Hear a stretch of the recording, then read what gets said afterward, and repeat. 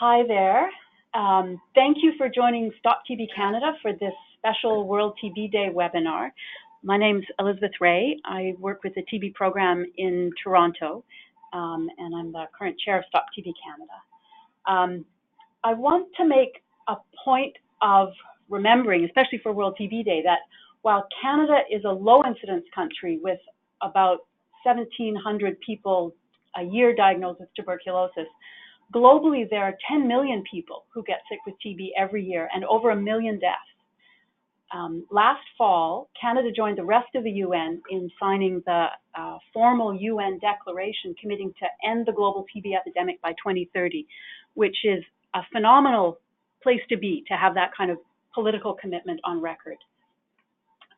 But a big part of getting to that goal is developing new and better diagnostics for TB and new medications and treatment regimens that are shorter and have less side effects.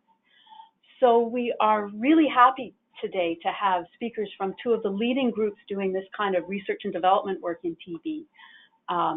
Dr. Samuel Schumacher from FIND and Anu-Raga Mahalingashetty from the TB Alliance. We also have Shelley Garnham from Results Canada, who will be speaking about advocacy efforts to increase investment in TB R&D and help us tie all this back to Canada's role and commitments to help eliminate TB here and around the world. So before we get started, we are going to have time for questions and discussions at the end of the three speakers. So you should be able to see on the right-hand side of your screen a chat box.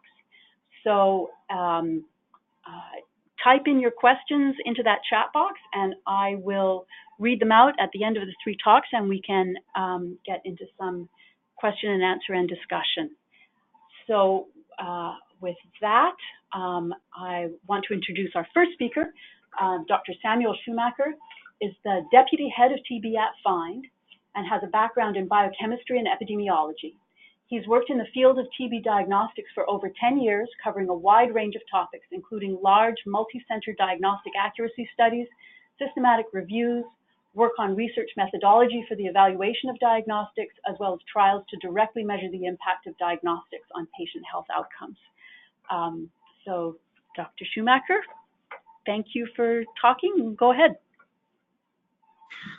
Yeah, thanks a lot, Elizabeth, for the introduction, and to Stop TB Canada for organizing this webinar. It's a great pleasure to talk to you all today about the global R&D priorities for TB diagnostics. And it's really an exciting time in TB, I think, as we are all aware, with a lot more movement that there has been in the past decades, and a lot of ambitious targets set and exciting new developments. So I'm happy to talk to you about some of this from the diagnostic side today. And I'll just start with a bit of a brief introduction to diagnostics and FIND to make sure we're all roughly on the same page about what we're doing, and then really spend most of my 10 or 15 minutes or so on giving you some of the examples of some exciting developments in the diagnostics world for TB.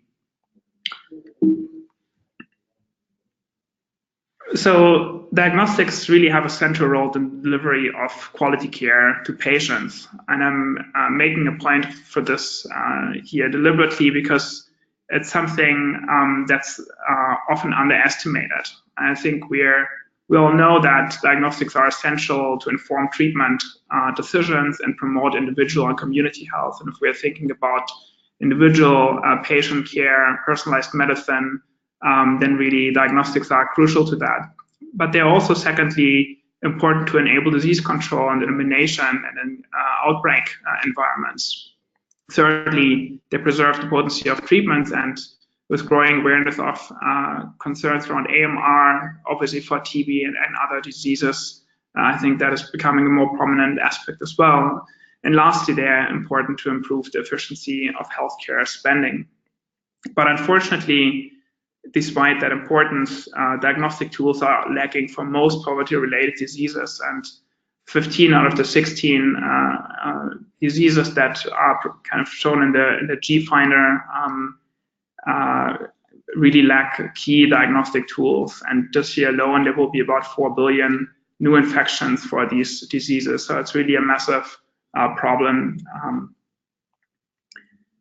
And so just very briefly also about FIND. FIND is a global nonprofit that drives diagnostic innovation to combat major diseases affecting the world's poorest populations. And so we are a WHO collaborating center for diagnostics and work with them closely, especially on TB, but also other diseases. We are a WHO SAGE-IVD member and have an ISO-ready CT clinical trials unit with 30 clinical trial sites. And so we are working on tuberculosis, but I'm showing here also some of the other diseases that we're working on at FIND. Our headquarters are in Geneva, but we also have a large office in India and offices in Kenya, South Africa, and Vietnam. And so very briefly, to give you an impression of how we work, our strategy really is there to overcome the so-called valleys of death to deliver optimal diagnostic solutions. And if you go from the left of having a concept or kind of a science idea all the way through product development, commercialization, and rollout, there's really a lot of drop-off from the left to the very right. And essentially, the strategy that FIND has developed is there to support developers and researchers to overcome these gaps and make sure that innovations actually reach patients and have an impact. So without going in a lot of detail here, sorry for skipping through some of this quite quickly, but I want to take enough time to talk about the actual tools in the pipeline. But just to give you some impression of our achievements working on the strategy. So there are more than 20 new tools that are now used in 150 low and middle income countries for the diseases we are working on. Just since 2015, 9 WHO recommendations for 57 clinical trials and close to 27,000 patients that contributed to the trials, and more than 50 million FIND supported products procured. So now switching gears and really talking about the R&D priorities for TB diagnostics. I want to start with giving you the vision for TB diagnostics in 2022 to achieve the NTB targets. And here, what I show you is essentially how we would see this to work across different levels of the healthcare system. There's not going to be, as much as their single tools can have a large impact, we really need a set of tools that can work together for us to reach those ambitious targets. And starting from the very left of basic healthcare settings, community settings, first point of contact, and we call level 0, level 1 settings, where most of TB patients present. The key here is to close the gap of the almost 4 million so-called missing millions of TB patients that are not getting diagnosed today. It's through to dedicated laboratories that have so microscopy centers, for example, where basic testing can be done, all the way through to reference laboratories where higher level testing can be performed. And so I'll just give you some examples for each of these three levels of where we see exciting developments in the current pipeline.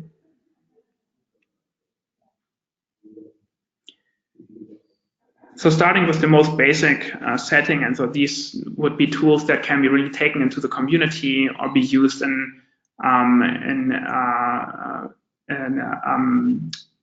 primary healthcare environments where there's little infrastructure available. And so this, I think, is also especially relevant for the TB elimination commitment made by between the Canada and the Inuit governments and communities. And so I give you two examples here. The first one is for triage tests, and so there has been a lot of active development going on at FIND to develop such a test. So this would be a test that allows you to quickly and cheaply rule out TB in many of the patients that could be tested, and for those who test positive, have a way to refer them for confirmatory testing, and that way really catch many of the people who currently just cannot get testing because simple tests are not available where the patients present. And so here we have, in collaboration with partners, screened over 4,000 different host proteins to identify 2 to 3 markers that could be put on a simple letterful type test that could cost less than $2 and would meet the minimal target product profile requirements of sensitivity around 90% and specificity just above 70%. And so here we are, this is still in development, and there are still risks involved with this, not making it all the way to the end, but we are very optimistic that this is, has a high potential to meet the triage target. The second development I want to talk about today is the Fujifilm SILVAMP TB LAM assay. So many or most of you will probably be aware of the LAM assay that is recommended by the WHO for a very limited and narrow range of patients, essentially only HIV-infected patients who have severe disease and are very, very ill, because sensitivity is very, very low outside of that specific group. And so over the years, we have worked hard to find ways to get to a more sensitive LAM assay. So this is still testing for the same compound from the TB bacilli in urine, but uses specific, more specific antigens to capture this antigen, and also a silver amplification step to increase the sensitivity. And so we have presented some of these results at the last Union conference and have really seen great promise with about 30 to 40% increased sensitivity over LAM across different CD4 groups. And so we're very excited about that, and we have seen also promise for this to potentially work outside of the HIV-infected population, and are currently gathering data in that group as well. So this is something that could be used in very basic laboratory settings. It's a bit more difficult than to perform than the LAM assay, but nevertheless still a very simple test with a few steps to get to a result in less than 60 minutes. So now moving to settings that are perhaps not quite as basic, but have at least simple infrastructure available and have power at least some of the time.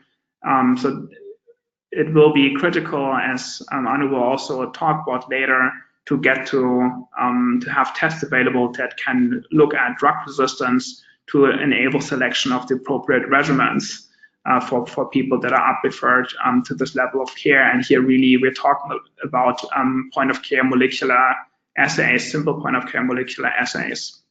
And here really, as we know, the GeneXpert platform has been a very exciting development, but also has important limitations. And so both Cepheid, but also other groups have been working on simpler instruments that are battery powered and have connectivity built in and allow this sort of testing to take place outside of hospitals and places that have constant electricity.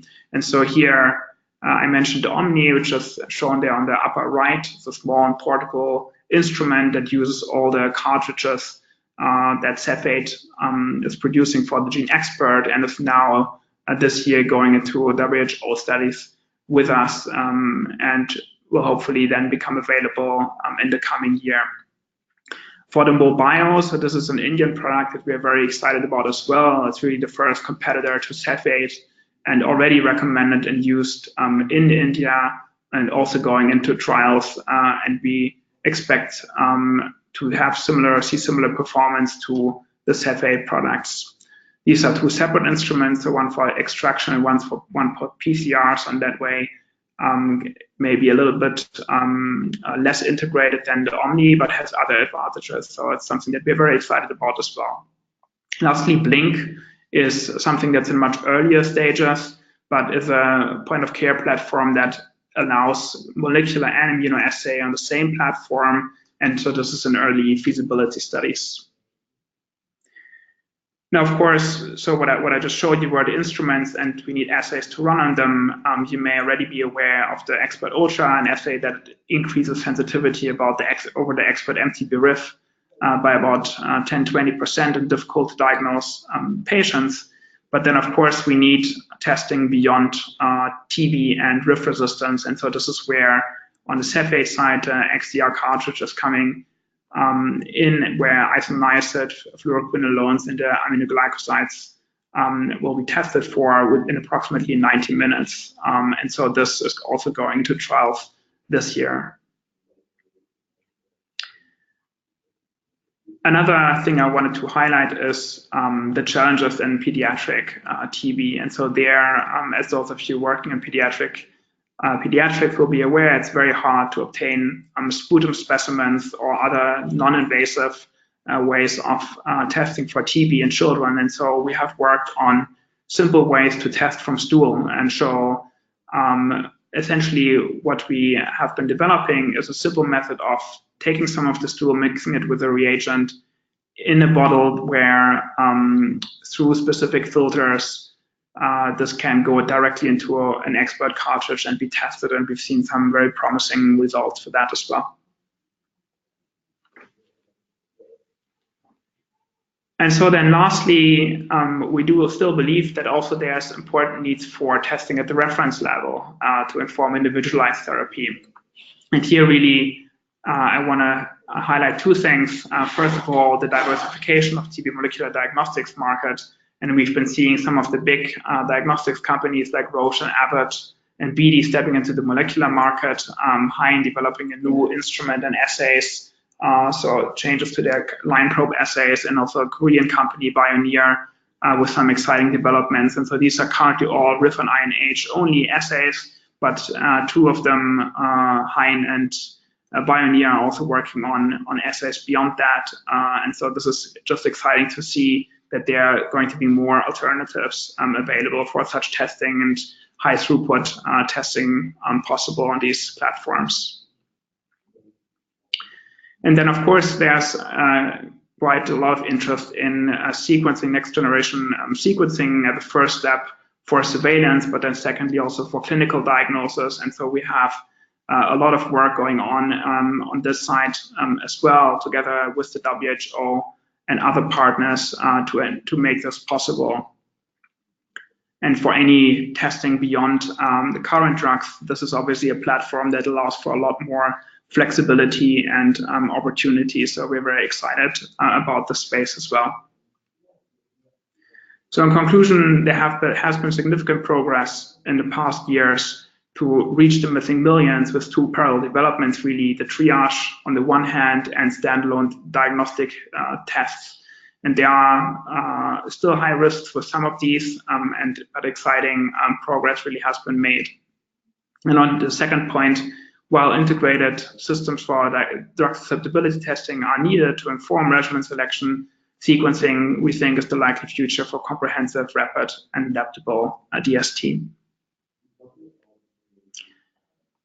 So with that, I want to thank our funders who have made all this work possible, and look forward to your questions. Thank you for your attention. Thanks very much.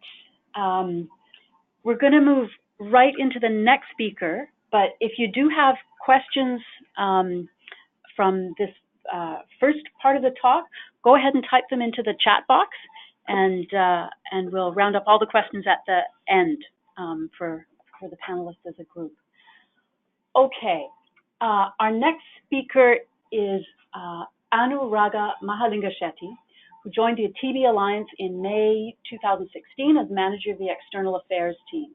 She's responsible for fundraising, advocacy, and partnership development.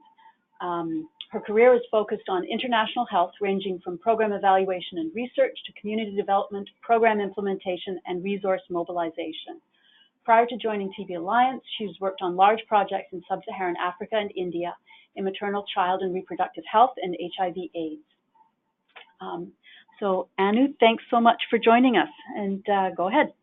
Before I jump into it again, I'd like to thank Stop TB Canada for inviting me to speak on behalf of TB Alliance and to share with everyone here today the work we're doing in drug development to meet the WHO and TB targets to reduce TB deaths and to cut new cases, and to also contribute towards achieving the Sustainable Development Goals.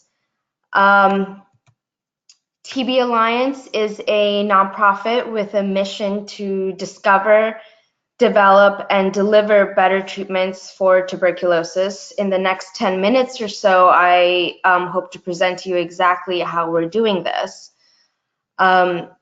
I know that Elizabeth already gave a brief background about TB, but just to reiterate, TB is the leading infectious cause of death worldwide. It is responsible for more deaths than AIDS and malaria combined on an annual basis. Last year, the WHO reported in 2017 about 10 million people developed TB, and it killed about 1.3 million people. While TB is more common among men, women and children are uniquely impacted.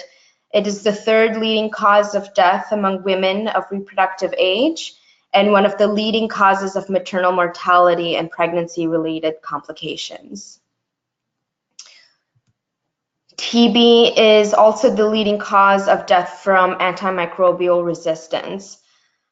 It accounts for 1 in 4 AMR fatalities per year. The UN high-level meeting last year elevated TB as a global threat and calling for action and political commitments in defeating the disease in its all forms, including drug-resistant tuberculosis. Current TB drugs are old, as we know, most of them having been developed in the late 1960s. Treatment can take between 6 to 30 or more months, depending on what form of TB patients have and, in frankly speaking, what part of the world that they are receiving treatment. It is complex, requires multiple pills daily, and sometimes injections for the more complex forms of TB. Treatment for resistant forms can be extremely expensive, costing more than $10,000. In US and Canada, it can be in the hundreds of thousands of dollars to treat multi-drug resistant and extremely drug resistant forms.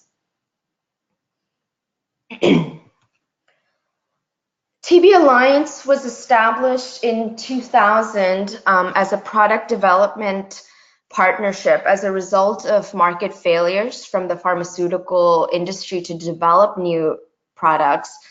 We have the largest TB drug pipeline in history with approximately 30 active drug development programs. We are developing regimens that will treat both drug-sensitive and resistant forms of TB.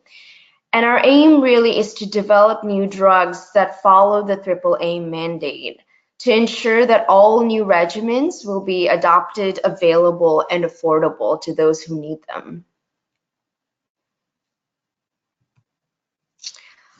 Just to sort of reiterate our mission, it really is to develop faster and better treatments that are shorter, less toxic, and more simple to administer than current options. Following WHO target profiles, we are developing regimens that are all oral, 3 to 6 months of treatment, and have less toxic side effects associated with it.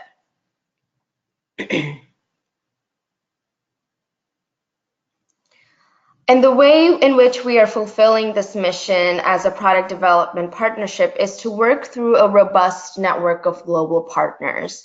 We have trial sites in 4 continents, research partners from around the world, and a donor base to ensure that we are leveraging the best science from around the world.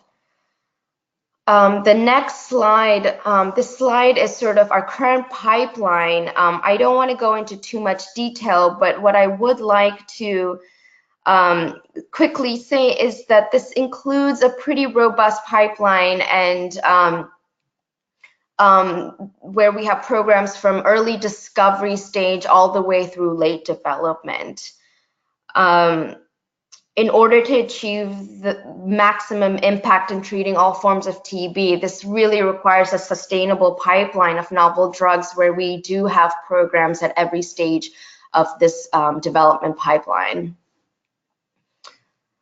And I will provide more details on the late stage trials that we have in the next few slides. Over the last few years, TB Alliance has realized significant progress in advancing new drug regimens that could significantly impact the pandemic.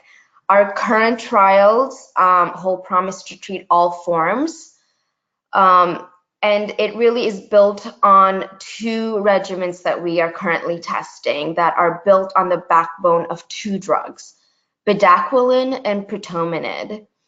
When bedaquiline and pretomanid are paired with moxifloxacin and pyrazidamide, results indicate that there's a common therapy for virtually all patients with drug-sensitive TB and multi-drug resistant TB.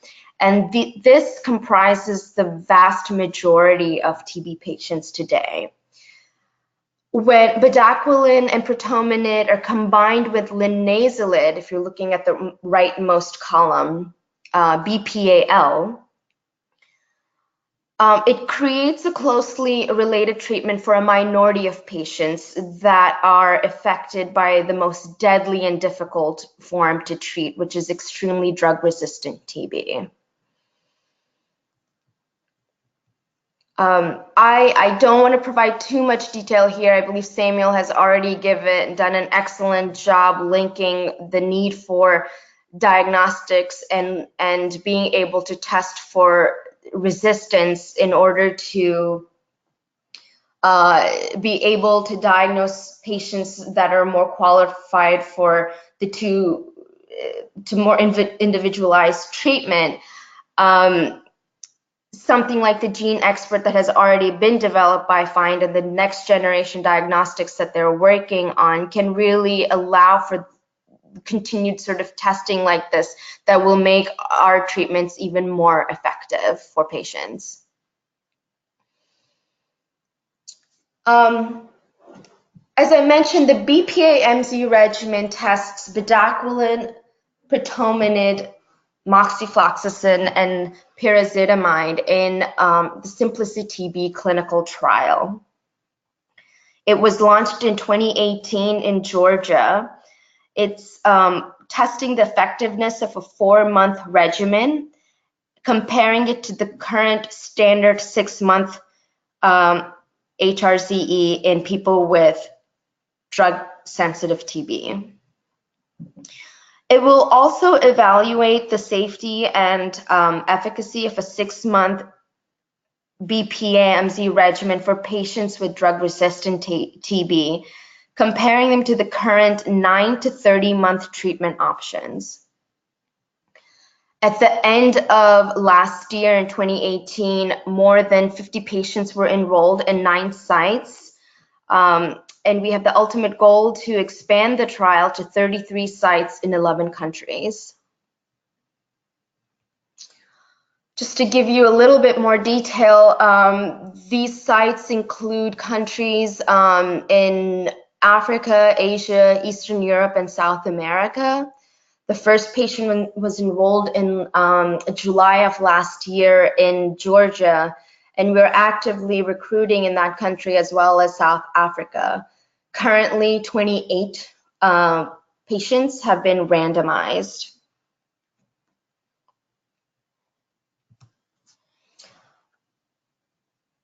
Results are promising for this study. Participants have cleared TB bacteria from their sputum 3 times as quickly as those on the standard treatment regimen at the end of 2 months. Almost all participants have culture converted after the 2 months of treatment. And it appears to be at least as active and as safe as the labeled dose. The other trial the other regimen that we are studying, BPAL, it consists of 3 drugs: bedaquiline, pretomanid, and linezolid. And it is being studied in the Nix-TB trial since 2015, May 2015. It is the first and only clinical trial of a completely novel regimen tested for TB, the first extremely drug-resistant TB regimen ever tested. And it is the first regimen with minimal pre-existing resistance. And it has the potential to dramatically reduce the complexity and the cost of treatment today.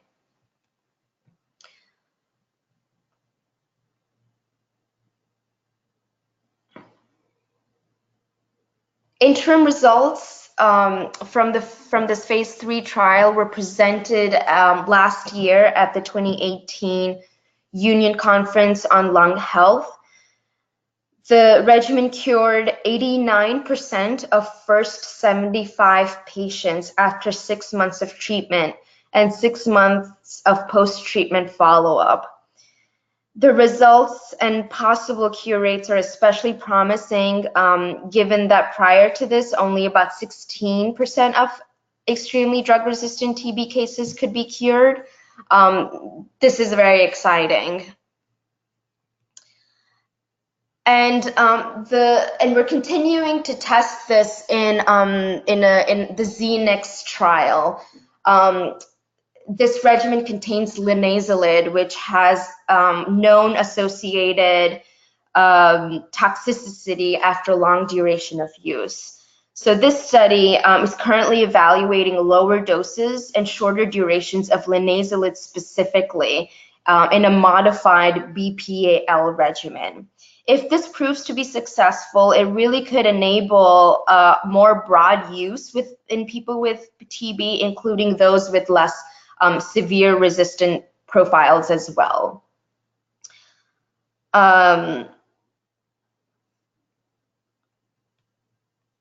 As of last year, 75 patients were enrolled in Georgia, South Africa, and Russia, and additional sites will be added in Moldova. I just want to spend the next 2 slides to talk about sort of the child-friendly regimens that fixed dose combinations that were developed. In 2016, TB Alliance and its partners introduced a child-friendly TB medicine in correct doses. And before this, there really was no option. What parents had to do, and caregivers of children, they had to crush or cut or break pills to approximate current doses. The new formulation is a fixed dose combination that is correct. It's water dissolvable, and it tastes like something that children would actually want to take.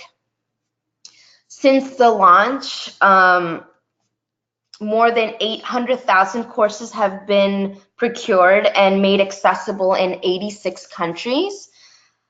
This is enough medicine to really meet the needs of over 80% of children who are diagnosed with TB annually. It is registered in 15 countries in Asia and Africa, and files are pending in 6 additional countries. I will stop there. That sort of gives you an overview of what we're doing. I'm happy to take more questions. And again, thank you for your time.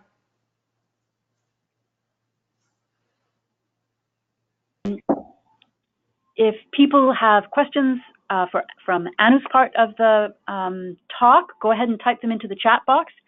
And we'll move on to Shelley Garnham, who is the Tuberculosis Officer for Results Canada. She leads their campaigns on tuberculosis eradication, global health research and development, and the Global Fund. Thanks, Shelley. You can see me. We'll see if it works. Hi. Hello, everyone. So yeah, I work with Results Canada. We're a global advocacy organization based in Canada. We have grassroots community volunteers across the country who are mobilized to take action on particular issues, strategic input that we believe will help eradicate global poverty. And one of those key things that we work on that we think is an indicator and driver of poverty are infectious diseases, in particular tuberculosis. And it is also one of those issues that we believe are, and not just believe, we know, lack some serious political will, which is some of the gaps. I mean, if you have a disease that is curable and preventable, why is it still the #1 infectious killer in the world? So that's one of the reasons we work on these issues. I thought I would just provide kind of a bit of that global perspective. I think that the two presentations, thank you Samuel and Anu, they were fantastic, and we love the work that you are doing. We think that the stuff that product development partnerships like FIND and TB Alliance are doing is really going to make a huge impact in the short and long term in driving down the epidemic. And so thank you for presenting that, and I think it does kind of put these pieces in part of the whole global piece. One of the things that we work a lot with TAG, which is the Treatment Action Group. They're based in the US. Every year they do a report on what the state of TB R&D funding is like. So essentially we have global goals that we need to meet to eradicate TB, and they are costed, and we are not meeting the financial needs to ensure that we can eradicate TB and we can have the robust pipelines of diagnostics and drugs that we need in order to beat the disease. So just a quick overview of what those are like. Essentially, in what year is it now? 2019. So in 2018, they released their report for 2018. So it's looking at numbers from 2017. So the most recent data that we have is that globally, we've reached a new high in our investment for TB R&D. So we're investing about $722 million, which is a 6% increase, but is still woefully insufficient. So in order to meet our global goals and our global targets, we're going to need about $2.5 billion per year invested in TB R&D. We have some of the biggest gaps that we're facing in those investments are around diagnostics, drugs, and vaccines. So I think that these presentations from TB Alliance and FIND are quite timely in the work that they're doing on diagnostics and drugs. There are also other organizations, product development partnerships that are working on a vaccine development for tuberculosis. So it's very exciting that those are around, but we need to ensure that they get the funding they need. And so that's one of the things that Results Canada is working on. Just to give a Canadian picture on things, so Canada does invest in tuberculosis R&D from its academic investments in various institutions. In particular, in 2017, it invested about $19 million in TB R&D. So that was a new high, which was really great. It's really good to see Canada increasing these investments annually. And they link in particular to some of the targets that were set from the high-level meeting at the UN held in September. So Results Canada did some work along with other partners, including TB Alliance and FIND, to see how we could help mobilize and use that moment to raise awareness and see if we can push for some increased support for TB research and development from Canada. So this high is really great to see, but there's still room for improvement. Essentially, the target globally is for countries to spend about 0.1% of their gross expenditure on R&D. If they spend about 0.1% of that on TB, then we think we actually can meet those targets. So Canada is really close. It's spending about 73%, or it's at 73% of that target. So it's only about 27% shy of meeting that 0.1 target that we're looking for. So it's actually doing quite well, especially given our size and our scope and our budget. I mean, we're still just a middle power country with a large income. So we think that it's great, but I think we can do a little bit more. The target that we're looking for them to meet would be about $25 million a year. So we're at about 19 million, so we're close, but we're not quite.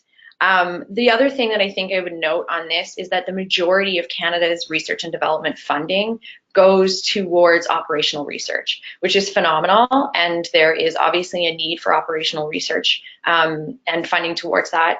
Most of that goes towards an organization called TB Reach, which I'm sure some of you are familiar with, and they do some incredible funding around innovative approaches to finding the missing cases for tuberculosis around the world. And so that's really important. And we think that should continue. And Canada is one of the main funders of operational funding around the world. So Canada accounts for about 15% of the global spending on operational R&D research. But all that to be said, the massive gaps that we're facing right now are in diagnostics, vaccines, and drugs. And so if we're looking at what needs to be filled and where we need to be emphasizing some of our additional funding, I think it needs to be in drugs, diagnostics, and vaccines. So that's kind of where we're hoping to make a bit of a push. That's some of the work that Results Canada has been working on over the past and will continue to work on to ensure that Canada just bumps up its spending a little bit more. And I think that not only will that have a massive impact around the globe on the kind of drugs and diagnostics and vaccines and research products that we have use of, but also that really have an impact for patients around the world and also in Canada. So I'm hoping that this discussion can I'm hoping if no one else asks it, and I'll ask a little bit, but I would like hopefully to be able to talk about how some of these products from FIND and TB Alliance might have an impact perhaps in the Canadian market and for Canadian patients and practitioners. So I will tie it up there. Happy to answer any questions that you have about this, but thank you for allowing me the time to speak. And if anyone has any questions, feel free to reach out at any time. Always happy to speak about the state of TB globally and what Canada is doing at the global or domestic sphere and how we can best coordinate together and cooperate on both of those levels. So thanks very much. Thanks, Shelley. And thanks to all of the speakers for talking with us today. So if Anu and Shelley and Samuel can unmute, we'll start working through some of the questions. People in the audience, if we've already got a couple of questions coming in, if you have questions for any of the panelists, type them into the chat box and we will pose the question. So I'm going to start with a question around timelines, which is obviously a big, urgent question. What kind of timelines are we looking at for new diagnostics and new medications to actually be available programmatically?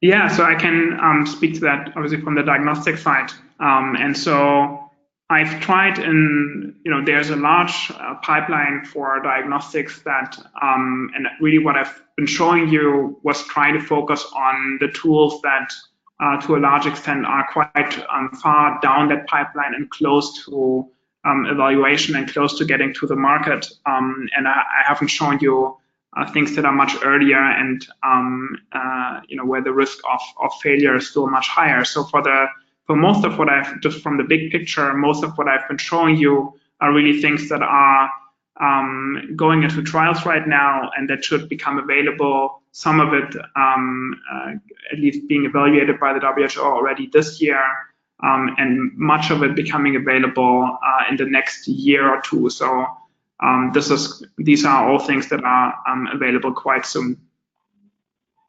That's of course providing that studies are leading to the result that we are hoping for and that we are expecting based on preliminary data. But yeah, that's it from my side. Okay. From the TB Alliance point of view, it's clear and obvious that drug development does take quite a long time, but we do have 3 trials in phase 3. And they're currently ongoing, depending on what data and results say and sort of review of regulatory bodies and sort of all of that.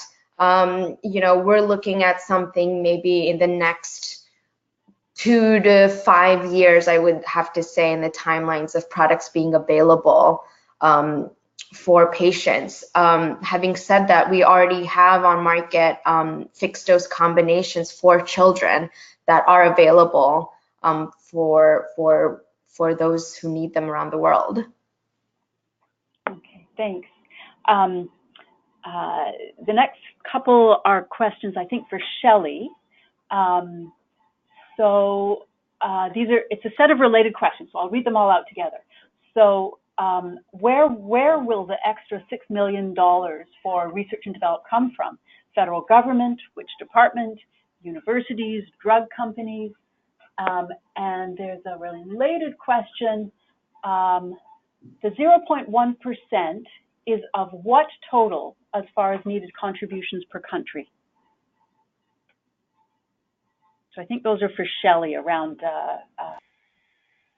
Thanks, Elizabeth. Can you repeat that second question? The second part? Yeah. The 0.1% is of? Is of what total? So 0.1% of what total amount? I see. So I'll answer that one first. 0.1% is of, they calculated by your gross expenditure for R&D. So basically how much Canada or any country is spending on its R&D, and I believe it's per it's by GDP. So it's relative per country. So it's a calculation that TAG, I apologize for not knowing all the details on it, but TAG and other partners has come together to kind of establish what they think would be a fair share component per country. So it's based not just on what your R&D spending is, but that by what your GDP is. So it helps to base it within what your income and what your country can afford. And I think good to note on that is in this new funding report that's come out is that countries like the BRICS countries, so some of these growing middle income countries or lower middle income countries whose GDP and GNI are starting to increase, they are actually stepping up, because not only is that important because they're starting to establish more robust and healthy R&D systems, they also carry the biggest burden of TB. So it is nice to share that they are, or to know that they are also increasing their expenditure on R&D and taking more of that on. For the other question, where will the extra money come from? That's a really good question. It depends where it's going, and I mean, really, we, from Results Canada, we have been advocating for the government, the federal government, to be increasing its expenditure. And that could, I think, come from a couple of different bodies and departments. I think that there's a strong argument to be made that being siloed in the way that we think about this approach doesn't really help us out. I think that, TB anywhere is TB everywhere, and we have to acknowledge that TB exists in Canada, it exists abroad, and the technologies that we need for research and development, the money that we need for the research and development to get the proper technologies out to the people that we need it, applies within our borders and externally. So I don't like to hone down on who exactly I think is, I don't think it's necessarily one budget over another budget.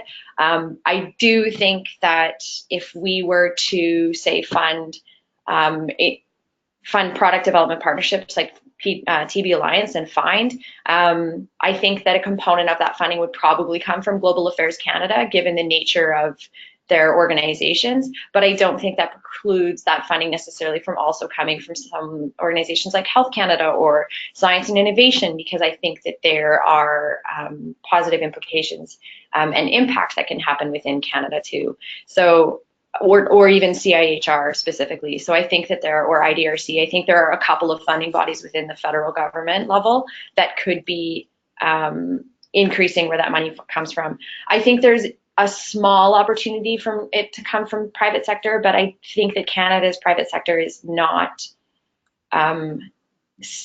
robust enough, given that, like, sort of on a global scale. So the impact that Canada's private sector will have is relatively small, specifically in TB R&D. I hope that answers. Happy to expand. Thanks. There's a sort of related question a bit for Anu, and it actually might apply to Samuel as well. So this is around the whole idea of the product development partnerships. So does this mean that the drug companies who are involved in those partnerships, have they also committed to making their new drugs affordable? And a related question around, if a new drug is developed through the TB Alliance, is approved by the US FDA or by Health Canada, how is the US or Canadian price determined? Do drug companies cooperate with the TB Alliance because they think they can make a profit in the high-income countries, or if not, why do they cooperate? So the question, I guess, is around how does that product development partnership work for the private individual pharmaceutical companies? Sure. Part of working with the private sector for us is that we negotiate that anything that is co-developed, that they adhere to our AAA mandate. That is core for us. Those negotiations happen very early, and I think it continues throughout sort of the development of the product. And I think it sort of is different when we're talking about making drugs available and affordable for middle income or low income countries. You know, negotiating prices at whatever that they need to be for those geographies. For Canada and North America, you know, I don't know the specifics of it. I am happy to provide a little bit more information, but the idea is to provide manufacturers or the private companies some rights in the beginning, non-competitive rights or whatever, to be able to incentivize that. But I'm happy to share more information as I speak to our market access folks at our organization. Okay. Yeah, and I can just add to that from the diagnostic side that's very similar for us. So for any partnership with a company where we support the development, we negotiate on pricing early on, and those are things that carry on throughout the partnership with the industry partner. I guess the other thing to add is that for us, many projects, not all projects that we are working on are kind of product development partnerships in that traditional sense, that we're working with an industry partner from the assay or instrument development point onwards, but come to the to a partnership at a later stage when they already have something readily available, and our role is more to help evaluate that and help guide it through the WHO and other regulatory processes. And at that, if we come to a collaboration at that point, our leverage, of course, to influence price is much lower. This will always still be something that we will try to influence, and of course also explain to industry partners that if they come in at a price that is unaffordable for key countries, that that's just not going to work. But yeah, how much leverage we have depends very much on at what point we enter a partnership. Right. Okay. Here's a much more of a technical question for Samuel.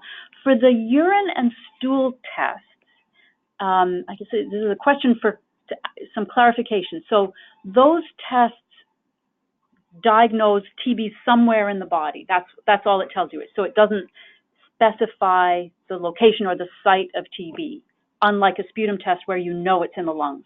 Is that correct?